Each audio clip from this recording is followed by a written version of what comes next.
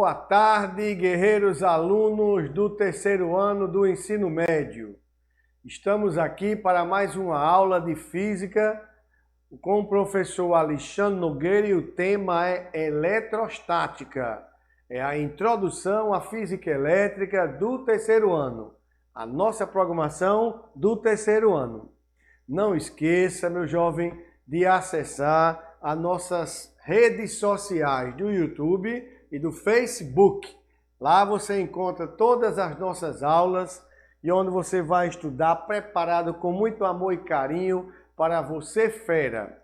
Um forte abraço especial para os alunos da Rede Estadual de Pernambuco e, em especial, a turma da Escola Cônego Jonas Taurino, que voltaram às aulas presenciais dentro de todo o protocolo governamental. Ei, terceiro ano, vamos estudar, vamos determinar. E eu aconselho ao pessoal do terceiro ano acompanhar as aulas do primeiro e segundo, porque é uma revisão geral durante todo o período. Então vai assimilando e vai estudando os conteúdos. Bom, meu povo, eletrostática, nós já vimos na aula anterior que estuda as cargas elétricas em repouso. Eletro vem de eletricidade e estática vem de equilíbrio. E nada melhor de que a gente conhecer os constituintes da matéria, porque a matéria é formada por átomo. E o átomo de Bohr, ou Rutherford Bohr, se divide em duas partes. Existe uma parte central chamada de núcleo do átomo, onde as cargas elementares são os prótons e os nêutrons, e a eletrosfera é a órbita dos elétrons. Então, na tela, nós temos aí a carga elementar, que é a menor quantidade de carga, é 1,6 vezes 10 a menos 19C. Presta atenção que a carga elementar do próton é igual à carga elementar do elétron, só difere no sinal. Passamos também a explicar sobre o que é um corpo eletrizado. Um corpo eletrizado é aquele que tem falta ou que tem excesso de elétrons. Ele pode estar descarregado, ele pode estar eletrizado positivamente e ele pode estar eletrizado negativamente. Eletrizar um corpo é fornecer quantidade de carga elétrica. Passamos também pelo estudo da quantidade de carga, a medida da quantidade de carga, que é o N vezes E. O Q representa a quantidade de carga, o N é o número de elétrons em falta ou em excesso, e o E é a própria carga elementar, que é uma constante. Olha aí na tela, Q igual a N vezes E.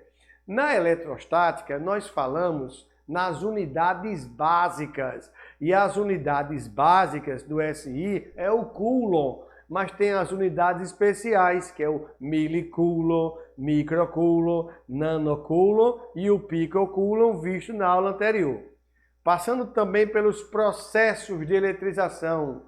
Existe o processo de eletrização por atrito, por contato e por indução. Bom, esse foi o estudo, olha para mim, inicial da eletrostática. Falamos nos conceitos, falamos nas cargas elementares, a carga elementar do próton e do nêutron, falamos em eletrização. Você pode pegar um corpo neutro e pode eletrizá-lo de três maneiras: atrito, contato e indução.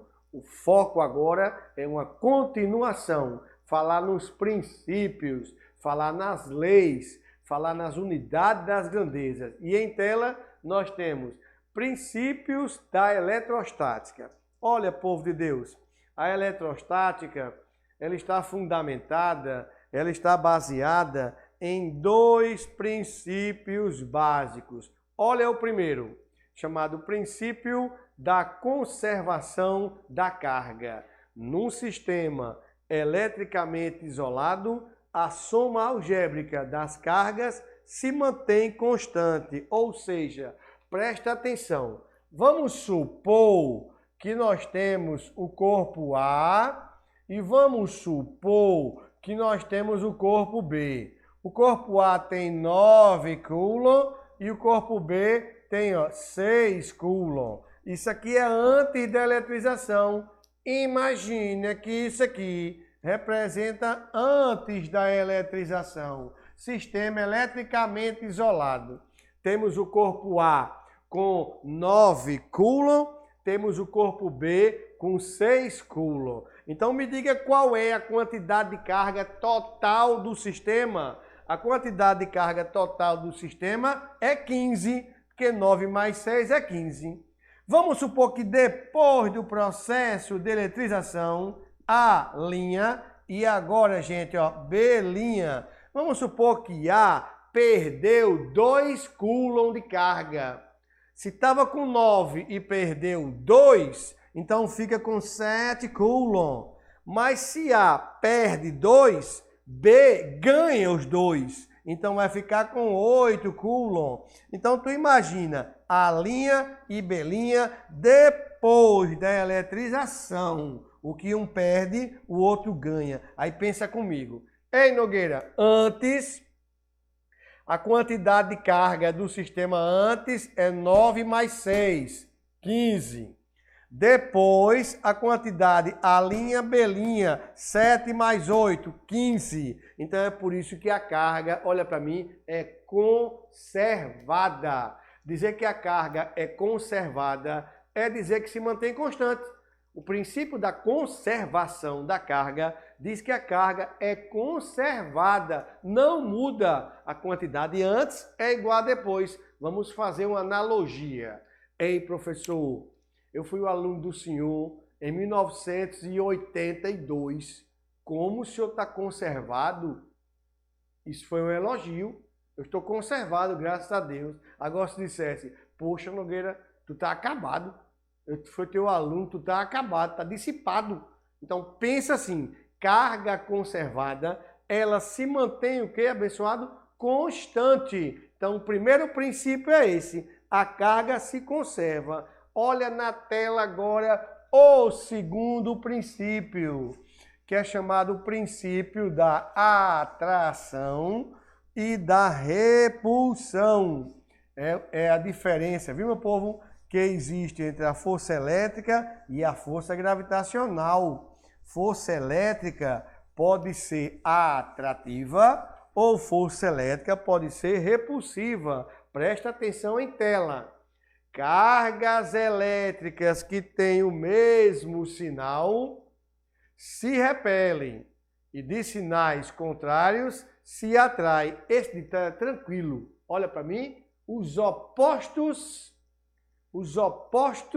se atraem e dois bicudos nunca se beijam. Olha, então diga, cargas que têm o mesmo sinal, mais, menos e menos, repelem. Ou seja, a força elétrica pode ser, meu povo, de natureza atrativa ou de natureza repulsiva. Vai depender de quê? Do tipo de eletricidade. Professor, tu explica melhor? Olha no quadro, meu povo. Vamos supor que tu tem uma carga positiva junto de outra carga positiva. Então a tendência delas é se repelirem, porque os sinais são iguais. Uma carga negativa junto da carga negativa, também a repulsão entre elas. Quando os sinais são iguais, a força ela é de natureza repulsiva. Dizer que a força é repulsiva, repulsão, quer dizer que é afastamento. Agora, se eu pego uma carga positiva e coloco próximo de uma carga negativa, aí a força deixa de ser repulsiva para ser uma força o que mesmo? Atrativa. Então, quando os sinais são desiguais, os sinais diferentes, que são sinais desiguais, diferentes ou desiguais, a força assume uma característica atrativa. Não esquece disso. Então, dizer se a força é atrativa ou repulsiva, é só você olhar os sinais das cargas. Agora, preste atenção que a força gravitacional, não. A força gravitacional é eminentemente o quê? atrativa, porque massa sempre atrai massa. Mas nem sempre uma carga atrai a outra, porque depende dos sinais. Tá ligado nisso? Que existem dois princípios. O princípio da conservação das cargas e o princípio da atração e da repulsão. Bom, vamos falar um pouquinho agora na intensidade dessa força. Já sabemos que essa força pode ser atrativa ou repulsiva, dependendo dos sinais das cargas. E agora vamos medir essa força através de uma fórmula, através de uma lei, chamada Lei de Coulomb. A intensidade da força elétrica é diretamente proporcional ao produto das cargas e inversamente proporcional ao quadrado da distância que separa. Gente, olha na tela, F é força, Q1 e Q2 são as cargas, D é a distância e K é uma constante. O que é que essa fórmula está dizendo? Quanto maiorem forem as cargas, maior será a força. Mas se a força é maior, menor será a distância. Pessoal, toda força de campo, ela varia com o inverso da distância. Distância maior, força menor. Então isso estabelece uma lei de Coulomb. Vamos explicar melhor. Vamos supor que nós tenhamos uma carga positiva, minha gente, situada no ponto A. E essa carga é Qzão. Vamos supor que é uma determinada distância dela, uma distância D, a gente coloque uma outra carga positiva no ponto B, que vamos chamar de Qzinho. Manter essas cargas nas posições A e B é espontâneo ou é forçado? Porque as cargas têm sinais iguais. Se elas têm sinais iguais, elas se repelem mutuamente, obedecendo à força de ação e reação. Quanto maiorem forem as cargas, força maior vai ser carga maior. Agora, quanto mais distante tiver, menos intensa é a força. Ei, Nogueira, explica melhor. Essa força F, ela é igual, meu povo, a constante K, multiplicação das cargas, dividido pela distância ao quadrado. Vamos entender? Força maior vai ter que aumentar as cargas e menor vai ser a distância. Só tem uma constante aí, que é a constante do meio. E essa constante do meio, K, é 9 vezes 10 a nona. Traduzindo, ei gente, vamos supor que aqui seja mais 1 Coulomb. Vamos supor que aqui seja mais 3 Coulomb. E a distância seja 2 centímetros ou 2 milímetros. Como é que eu vou calcular essa força? Substituindo os valores da carga e da distância para obter. Tenha cuidado que o K é uma constante do meio, cujo valor é 9 vezes 10 elevado a 9, unidade do sistema internacional. O nome desta lei é chamado Lei de Coulomb, graças ao físico Charles Augustin Coulomb, que através de uma balança de torção de Cavendish fez uma experiência e essa experiência comprovou que a força elétrica, além de ser atrativa ou repulsiva, ela depende da distância e das cargas. Já o campo elétrico, minha gente, é uma ação à distância. O campo atua a uma determinada distância. A noção de campo elétrico é muito parecido com a noção de campo gravitacional. Como assim, professor? Olha para mim.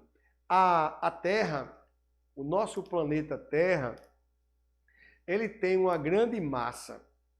Então, cria ao seu redor um campo chamado campo gravitacional. Qualquer objeto que se aproxime da Terra, pela Terra vai ser o que mesmo? Puxado. Porque o campo gravitacional, ele é sempre um campo atrativo. A mesma coisa acontece com a carga. Só que o campo pode ser atrativo ou repulsivo. Como assim, professor? Olha na tela.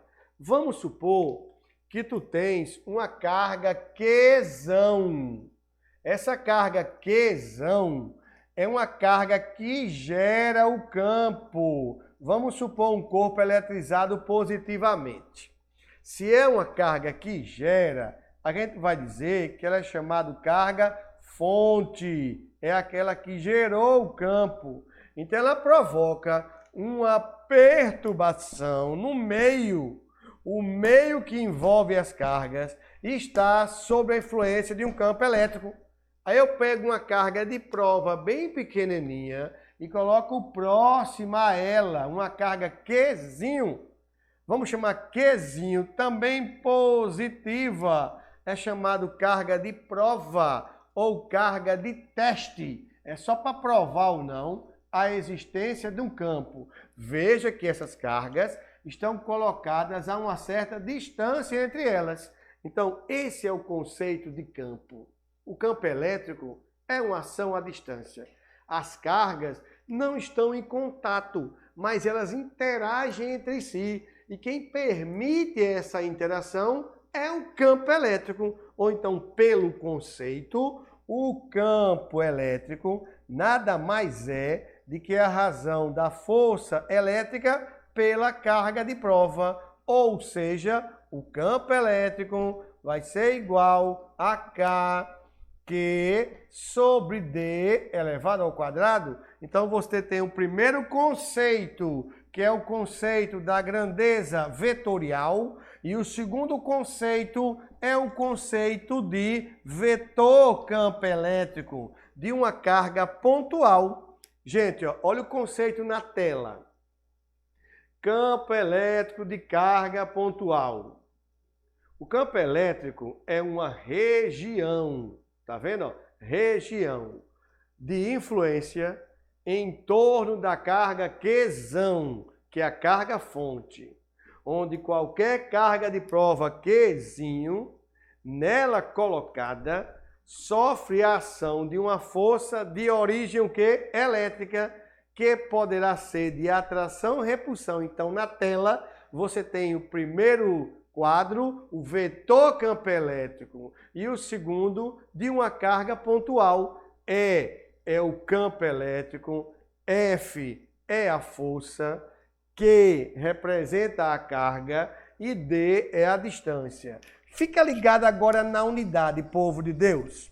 Vamos para o conceito da física, porque assim que você conhece uma grandeza, você precisa representar a unidade. Olha no quadro, estou falando no SI, que é o Sistema Internacional. Se o campo elétrico, gente, é a razão da força pela carga, me diga aí, por favor, qual é a unidade de força no Sistema Internacional?